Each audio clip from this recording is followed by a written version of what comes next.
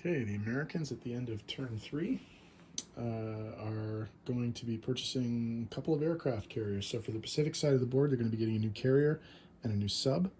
And for the Atlantic side of the board, they're going to get a new fully loaded carrier with a fighter and attack bomber, along with 3 infantry and an artillery. They will be declaring some attacks. The bomber in the United Kingdom is going to do a strategic bombing run on southern France at the factory there. And the tank in Morocco is going to hit the Italian artillery in Algeria with some support from the 2 fighters from the aircraft carrier, which will then fly back and rejoin the carrier. In the Pacific, I actually debated a couple of attacks here because the Japanese are looking very, very vulnerable right now. But I remembered that this sea zone has kamikazes associated with it, so I decided not to hit that right away. So what I'm going to do is just kill the blocker, and I'm going to do so with 2 fighters and a sub from the sea zone 26. So we'll hit the Japanese destroyer there and see what happens. So let's start rolling some dice.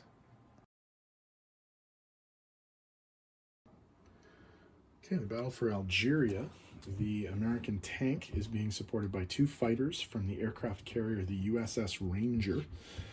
So there's 3 threes versus an Italian 2. So we can roll these together. So the yellow die is the Italian die. And 2 hits, and the Italians did not hit back. So the Americans liberate the territory and actually take the income because France doesn't have a capital right now. Okay, for the bombing raid on southern France, the German factory does get an anti-aircraft shot, and it missed. So the Americans get to add 2 to whatever comes up on the 6-sided die, and they got a 4 plus 2 is 6 damage, so that's full damage to the factory.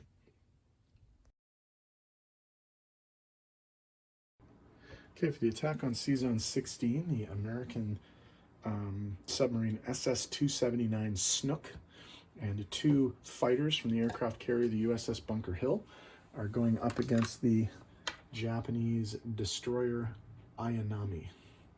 So that's 2 and 2 threes. 2 hits, so the destroyer's dead, but it does get fired back. Will it kill the sub? It will not. So the Americans clear the sea zone with no casualties.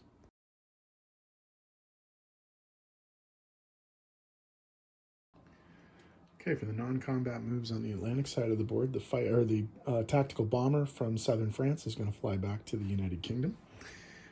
Obviously, the 2 planes involved in the Algeria attack will land back on the carrier. What else?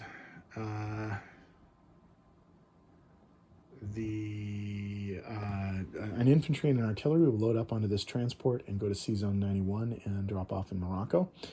The 2 transports, or sorry, actually 1 transport from Sea Zone 91 is going to go to the Washington Sea Zone, and 1 transport is going to move south to just off the coast of Brazil. The other American transport in Sea Zone 10 is going to load up 1 artillery, go to Brazil, and drop off there and activate those troops there. In the Pacific, the only movement that we have are obviously the planes are going to land back on the carrier, and all of the naval forces in Sea Zone 10, so that's a sub and a fully loaded carrier, are going to go to the Hawaiian Island Sea Zone 26, and the transport is going to drop off an infantry and a mechanized infantry, and this fighter will also fly over to Hawaii and be at the airbase there ready to scramble. So I'll tidy up the board. We'll come back with placement and money. Sorry, one more non-combat movement. These 2 transports are going to move from the Hawaiian Island Sea Zone to Sea Zone 10 to get ready to pick up some more guys.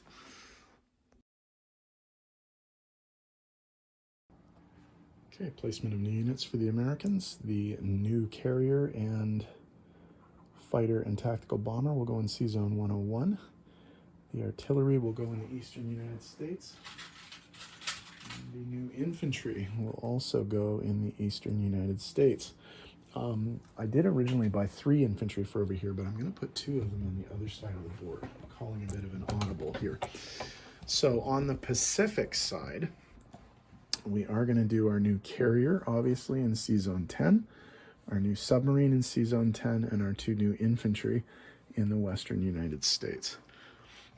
In terms of income changes, Italy is going to go down 1, and the U.S. is going to go up 1 for Algeria, and then the U.S. will go up 2 for Brazil.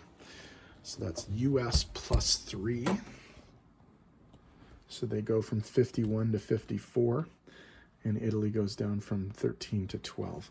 So in terms of income, the Americans have 54 IPCs base, plus they get 3 bonuses, 10 for having all of their big parts of the United States, 5 for having all of the Central American stuff, and 5 for having all of the Pacific Islands. So that's 54, 74 IPCs, ready to start round 4 next. Oh, didn't put this guy back. So that is the end of US turn 4. I am going to tack the French moves onto the end of this video, so we'll just do those right now. Okay, France non-combat, really simple. The French Equatorial Africa guy is going to move into Anglo-Egyptian Sudan. The guy in Transjordan is going to move into Egypt. And the destroyer in whatever C-Zone that is going to move into C-Zone 98. And temporarily, anyway, negate the Italian no Allied warships in the Med benefit. So that's France turn 3. Germany turn 4 is up next.